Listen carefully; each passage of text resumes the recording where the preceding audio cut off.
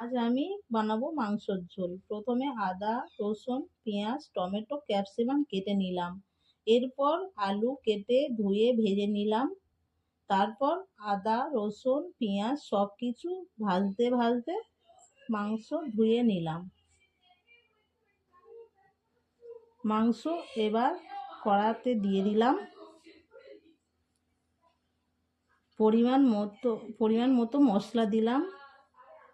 মশলা দিয়ে এবার মাংসটা ভালো করে কষিয়ে নিলাম।